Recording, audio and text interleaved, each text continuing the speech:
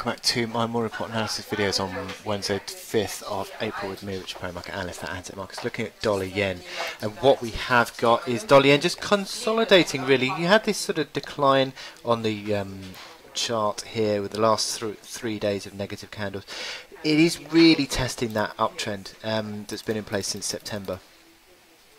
Really now putting uptrend, and be very interesting to see how the market reacts at this uptrend, because last time it hit the uptrend and found support, but again it is sort of rolling over, testing support. It's sort of failing underneath 1160 again, and generally speaking the outlook is sort of turning a bit more negative. Yes, you've just had a very sort of slight tick higher on the day. You're sort of trading mildly up on the day now, 5 ticks, but generally speaking underneath that sort of resistance band that you've got between sort of 110.70 to 111.10, sort of 40 ticks of resistance. I'd say that that is sort of where you're looking at in terms of your sell zone now near term.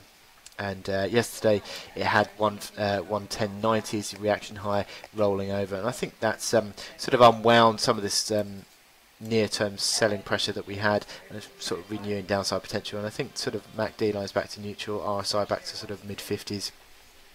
I'd be surprised if we get through that, but it'll be still underneath, I think, that 1160 level, which is the main pivot line, which was that old key resistance, and also, old key floor, which has become the basis of resistance again.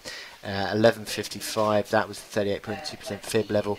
So there are sort of factors behind why I think this one could struggle near term to breach all that overhead supply. So I think you're still likely to be looking at selling into strength on this dollar yen chart, and retesting the 110.09 level that we saw last about a week or so ago.